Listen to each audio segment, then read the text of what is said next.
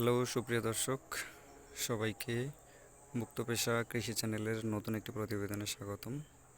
আশা করি সকলে ভালো আছেন।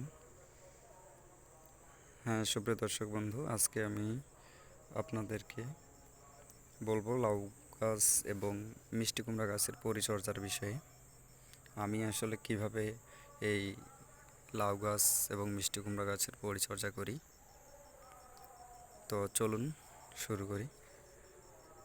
হ্যাঁ দর্শক বন্ধু, আপনারা দেখতে পাচ্ছেন এটা একটা লাউ গাছ। একটা না, এখানে দুইটা লাউ গাছ আছে আসলে। তো আপনারা লাউ গাছের মাদাটা যদি দেখেন, একটু দেখতে পাচ্ছেন আমি গাছের গোড়ায় কিছু শুকনা ঘাস দিয়ে ঢেকে রেখেছি। এটার মূল উদ্দেশ্য হচ্ছে লাউ গাছ অথবা মিষ্টি কুমড়া গাছ, এই গাছগুলি আসলে একটু ঠান্ডা জায়গা পছন্দ করে। অর্থাৎ বিশেষ করে গাছের গোড়ায় যদি আমরা খুব সুন্দরভাবে মালচিং যদি ইউজ করি তাহলে তো খুব ভালো। আর যদি মালচিং পেপার ব্যবহার না করি তাহলে আমরা এভাবে শুকনা ঘাস বা খড় দিয়ে খুব সুন্দরভাবে ঢেকে দিতে পারি। এতে কি হয়, আপনার গাছের গোড়াটা খুব ঠান্ডা থাকে এবং এখানে যে ঘাস লতাপাতা ঘাস অতিরিক্ত ঘাস জন্মায় সেগুলি জন্মাতে পারে না। যেহেতু ঘাস জন্মায় না, সেহেতু এখানকার যে অতিরিক্ত সারটা এটা গাছটা নিতে পারে।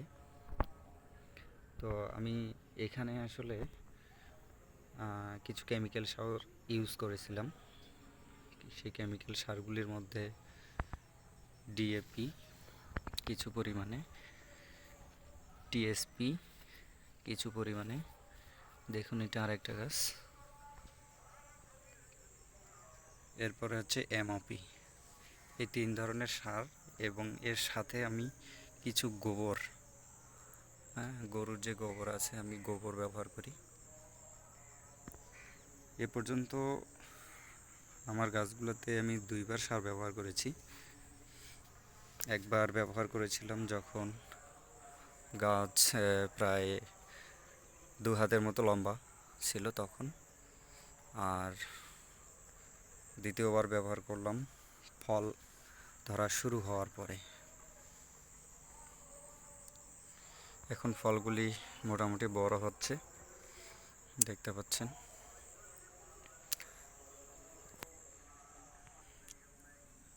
আর সার দেওয়ার ব্যাপারটা যদি আমি আপনাদেরকে একটু দেখানোর চেষ্টা করি, আমি আসলে গাছের গোড়া সব দিকে সারটা দিই না।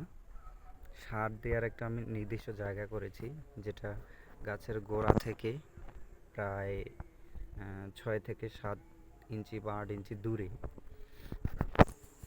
আমি যদি দেখানোর চেষ্টা করি আপনাদের, যে এই জায়গাটা, এটা কিন্তু একটা গর্ত।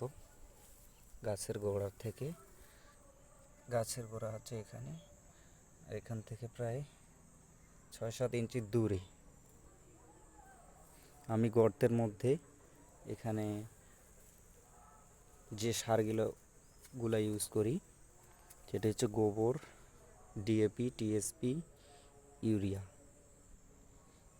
এবং সাথে কিছু এমওপি দেওয়ার পরে আমি এভাবে আবার এই ঘাস, শুকনা ঘাস বা খড় দিয়ে ঢেকে দিই। দেওয়ার পরে পানি সেচ দিই। আসলে সারটা এমনভাবে দিতে হবে যাতে গাছের গোড়ায় না লাগে। সারটা গাছের শিকড় যাতে পায় সেরকমভাবে দিতে হবে।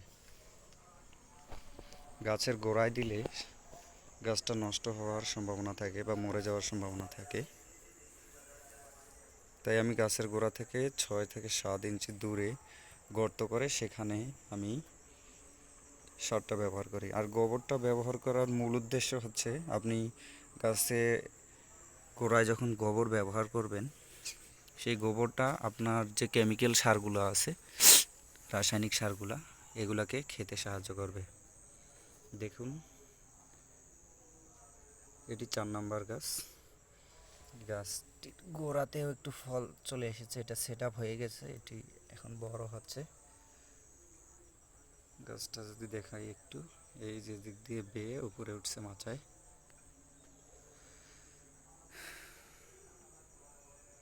তো আপনারাও চাইলে এভাবে সার দিতে পারেন। এই দিকটাতে আমি একটু গাছগুলো দেখানোর চেষ্টা করতেছি আপনাদেরকে। এখানে ফলনটা দেখুন, একটা দুটা তিনটা পলিথিনে বাঁধা। এ পাশেরটাও বড় হচ্ছে, এটাতে আমি পলিথিন বেঁধে দিব। দেখুন এখানে একটা লাউ গাছ আছে, একটা মিষ্টি কুমড়া গাছ আছে। গাছগুলো কিন্তু আমি প্রায় প্রত্যেকটা গাছের গোড়াতেই এভাবে খড় দিয়ে ঢেকে দিয়েছি। এটি